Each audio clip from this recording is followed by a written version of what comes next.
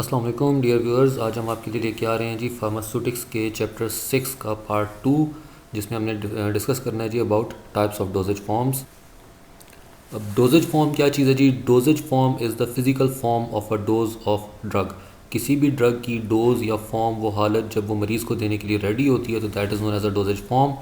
तो any pharmaceutical product which is ready for the use of patient is known as dosage form. तो कोई भी जो ऐसी प्रोडक्ट है जो कि मरीज़ को देने के लिए तैयार है, लेकिन उस प्रोडक्ट का फार्मास्यूटिकल होना ज़रूरी है, जैसे कि tablet, ointment, syrup, capsules, suppositories, paste etcetera, इस तरह की चीज़ें हो सकती हैं। तो ये सब चीज़ें जो आपकी कहलाएंगी डोजेज फॉर्म।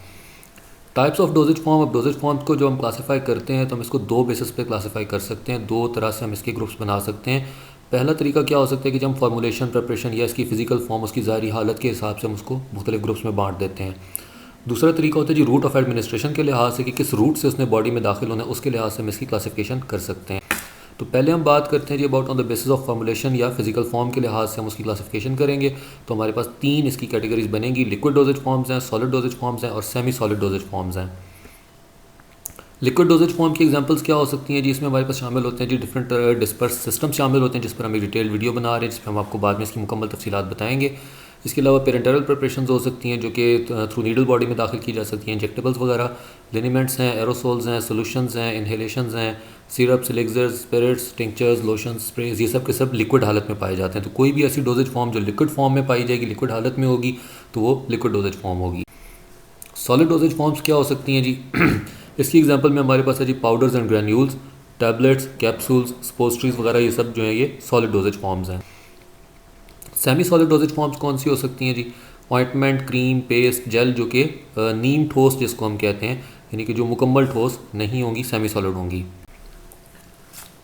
इसके बाद है जी on the basis of route of administration, कि किस ज़रिए से उसने जिसम में दाखिल होना है। तो इसके लिए डिफरेंट रूट्स होते हैं जी। ओरल रूट हो सकता है, पेरेंटरल रूट हो सकता है, ट्रांसडर्मल हो सकता है, इनहेलेशन हो सकता है, फार्मास्यूटिकल इंसर्ट्स हो सकते हैं। तो सबसे पहले ओरल रूट की हम बात करेंगे, तो जो मुंह के रास्ते से चीज़ बॉडी में जाती है, that is known as the oral route. तो ग्रेन्यूल्स हो सकते हैं, ओरल सोल्यूशंस हो सकते हैं, सिरप्स हो सकते हैं, एलिक्सर्स हो सकते हैं, ओरल सस्पेंशंस हो सकते हैं, इमल्शंस, मैग्मास, पाउडर्स, टैबलेट्स, कैप्सूल्स, ये सब चीज़ें जो हैं ये मुंह के रास्ते से बॉडी में दाखिल की जा सकती हैं। तो इनको हम कहते हैं ये ओरल रूट है। Next is parenteral route. तो dosage forms for parenteral route. Parenteral route कौन सा होगा जी? जो आपकी बॉडी में थ्रू नीडल जाते हैं।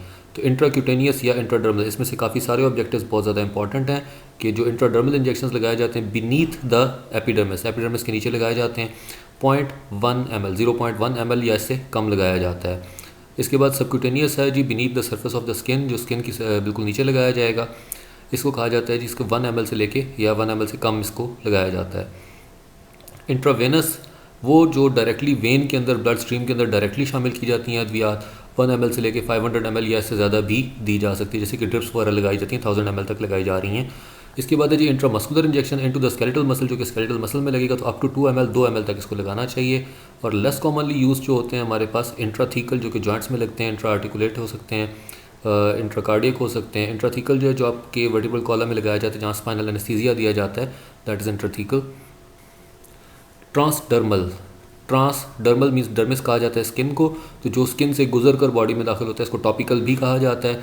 इसकी एग्जांपल में लोशन, ऑइंटमेंट है, इसके अलावा लिनीमेंट्स हैं, क्रीम्स हो सकती हैं, paste, ear drops, eye drops, gels वगैरह। ट्रांसडर्मल पैचेस हो सकते हैं, जैसे निकोटीन पैच मिलते हैं स्मोकिंग छोड़ने के लिए। इसके अलावा टॉपिकल पाउडर्स वगैरह हो सकते हैं, जो जल्द के ऊपर लगाने वाले पाउडर, डस्टिंग पाउडर्स वगैरह हो सकते हैं। इनहेलेशनल रूट, जिसकी हम इनहेल करते हैं, सांस को अंदर खींचते हैं, तो उसके साथ जो दवाएं बॉडी के अंदर जा सकती हैं।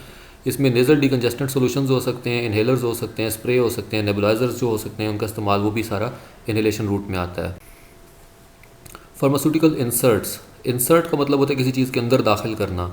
तो फार्मास्यूटिकल इंसर्ट्स जो हैं, ये ऐसे इंसर्ट्स को कहा जाता है, ऐसी एक रूट है मेडिसिन को बॉडी में पहुंचाने का, डोजेज को बॉडी में लेके जाने का, जिसमें बॉडी की किसी भी ओपनिंग से किसी चीज़ को, दवाई को बॉडी के अंदर दाखिल किया जा सकता है।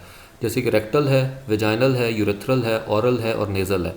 अब रेक्टल जो ये रेक्टम से, ये बड़े पेशाब के रास्ते से मेडिसिन को दाखिल किया जाता है, या स्पोस्ट्रीज को दाखिल किया जा सकता है। वेजाइनल में वेजाइना के थ्रू, यूरेथ्रल जो पेशाब की नाली में होगा, ऑरल जो कान में होगा, नेज़ल जो नाक में डाला जाएगा, तो ये उनके लिए होगा। तो लिक्विड डोजेज फॉर्म्स जो है जी, इसकी डिटेल्स को हम लोग इंशाल्लाह डिस्कस करेंगे अपनी नेक्स्ट वीडियो में। प्लीज़ लाइक करें, सब्सक्राइब करें और हमारे चैनल को आगे प्रमोट करें। ठीक है जी, थैंक्स अ लॉट, बहुत शुक्रिया।